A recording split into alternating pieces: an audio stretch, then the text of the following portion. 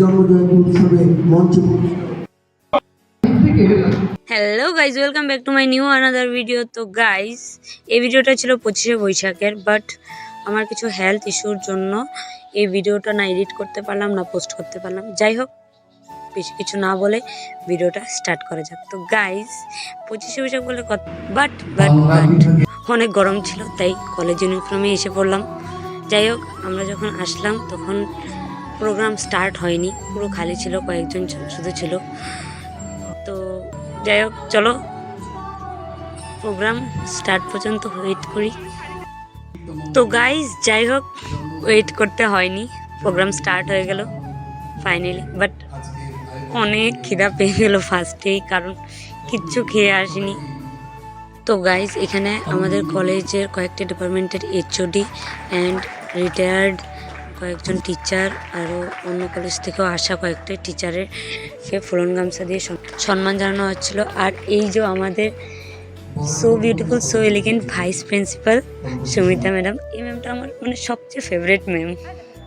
তারপর গাইস, রবীন্দ্রনাথ ঠাকুরকে পুষ্পাঞ্জলি অর্পণ করে প্রোগ্রাম স্টার্ট হয়ে গেল।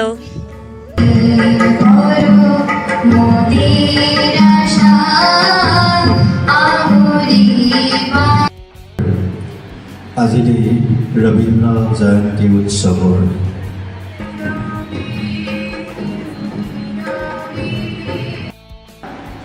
আমাকে অসম্ভব ভাবে নানা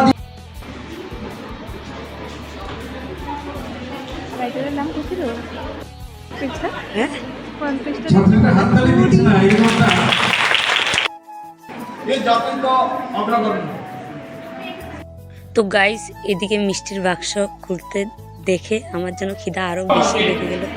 তারপর ফাইনালি খেতে কিছু পেয়ে গেলাম। তারপর আমাদের বেঙ্গলি ডিপার্টমেন্টের সুদীপ স্যারের তবলা বাজানো দেখে मैं तो फैन ही हो गया।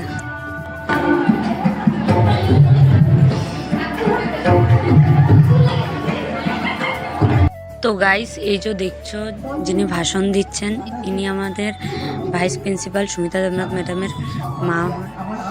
ইনি একটা মানে বই পাবলিশ করেছেন, বইটার কয়েকটা লাইন বলেছেন, এত সুন্দর লাগলো বইটা, মানে কয়েকটা লাইন শুনে এত ভালো লাগলো যে মানে বইটা নেওয়ার। গাইস, তারপর স্টার্ট হয়ে গেল নৃত্য পর্ব। তো নৃত্য পর্বের কিছু মুহূর্তের আনন্দ নেওয়া যাক।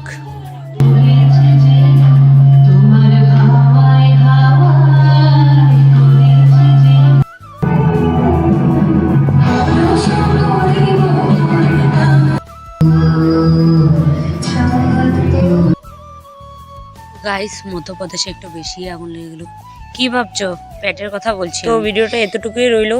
সবাই ভালো থাকো, সুস্থ থাকো এবং সাবধান থাকো। আর ভিডিওটা যদি ভালো লেগে থাকে তো please please please like, comment and subscribe করে দিও প্লিজ।